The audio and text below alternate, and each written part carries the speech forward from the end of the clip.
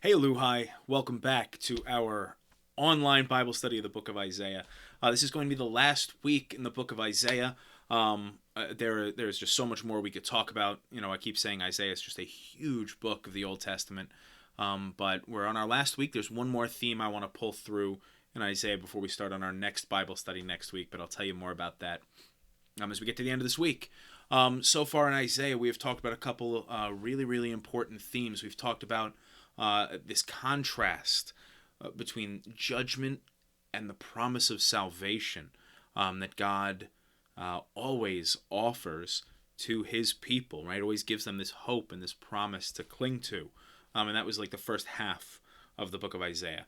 We talked about how the coming Messiah, which we know to be Jesus Christ, it is going to be a king like no other.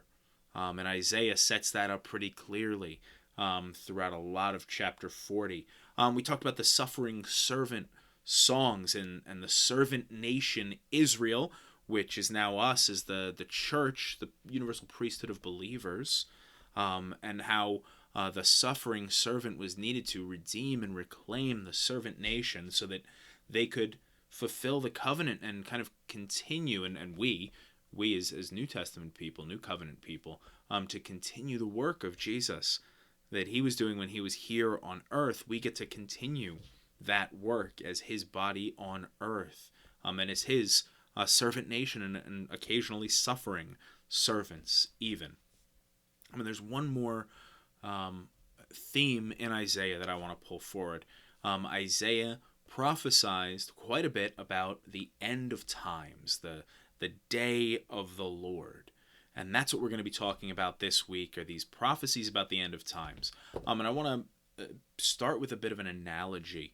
Anytime you start to make prophecies about the Eshkatan, we call it, the end of days, the final judgment, the new creation, whatever we're going to call it, and we'll see how Isaiah describes it as we kind of parse through it this week. We get bogged down in a lot of kind of misinformation. So I'm going to stick to what Isaiah is saying, and when appropriate, I might pull in some cross references. But there's an analogy that I find helpful when we're talking about prophecy, and that is, imagine you're standing and you're looking at a mountain range out in the distance, and you can see very clearly the outlines of the mountains, but it's from your vantage point really difficult to see which mountains are closer and which are further, how much further some of them are, and kind of the perspective that you have is a little, lets you see the mountains clearly, but makes it a little challenging to kind of see what exactly fits where. And that's always an analogy I like to use when I'm teaching about the prophets, because we see a similar thing, and we'll kind of point that out a few times as we work through the end of Isaiah this week. That Isaiah makes these statements about the day of the Lord, the year of the Lord, and all these different things, and it's not always exactly clear. Like, it's clear he's talking about something, it's something related to Jesus, but it's not always clear where in time these things are going to happen. and that's why reading through a prophecy, especially a prophecy about the end of days, as like an omen reading exercise, is never a good way to approach a text like this. Isaiah is not going to give us like a code to unlocking like the exact day of when the Armageddon's going to happen and all this stuff. That's just not here in the text. And sometimes people read too much into it and try and put things in there that aren't actually in there. So we're not going to be doing any omen reading. But we will see this theme of the end of days that Isaiah is talking about, and how he describes it, how God describes it to him, how he describes it to the people, and what that's going to mean for us. So we're going to start with Isaiah chapter 60, verses 1 through 4. I hope you had a chance to read it ahead of time, but if not, I'm going to read it to you now. Isaiah chapter 60, verses 1 through 4. Arise, shine, for your light has come, and the glory of the Lord has risen upon you. For behold, darkness shall cover the earth, and thick darkness the peoples. But the Lord will arise upon you, and his glory will be seen upon you. And nations shall come to your light, and kings to the brightness of your rising. Lift up your eyes all around and see. They all gather together. They come to you.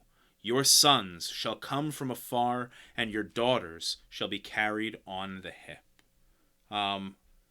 It's just a really cool description of both the end of times and what's going to happen in Israel's kind of somewhat immediate future.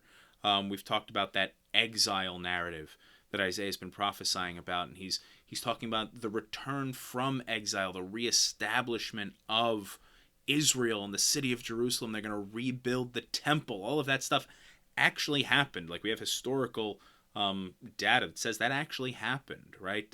Eventually, these Israelites who were in exile, King Cyrus, it was, decreed that they could return to Jerusalem and rebuild their temple, and rebuild their city, and it wasn't as glorious as maybe it once was. But there's comfort. Isaiah is prophesying that Israel will be restored, and that the temple is going to be restored, and that the people will, arise, shine, for your light has come.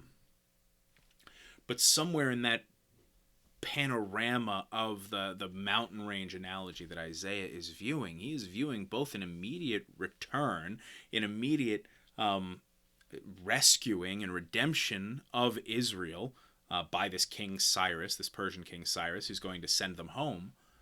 But he's also prophesying about the end of times, right?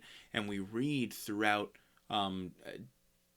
Revelation primarily, but other books in the Bible, Daniel, for example, writes about how Christ is going to reestablish a new creation, the new heaven and the new earth, the seat of which will be in Jerusalem, as he promised way, way back in the Old Testament to all those Old Testament patriarchs. And through Jesus and through Israel and through today, through the church, the modern Israel, the people of the world are moving from this darkness of sin into the light of redemption and salvation.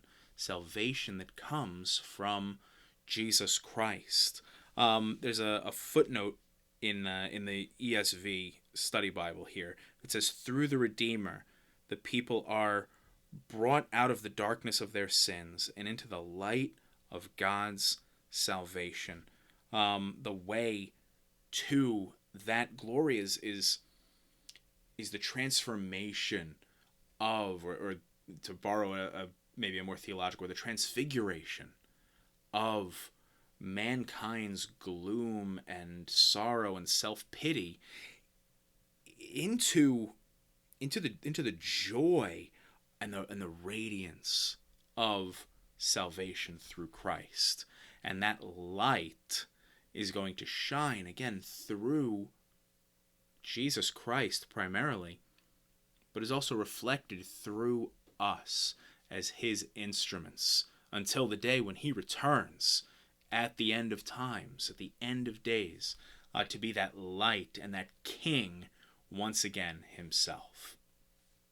So that's Isaiah chapter 60, verses 1 through 4. We'll pick apart this idea of the eschaton, the end of times, through Isaiah for the rest of this week. But until then, LuHi, have a great day, and I will talk to you soon. Bye.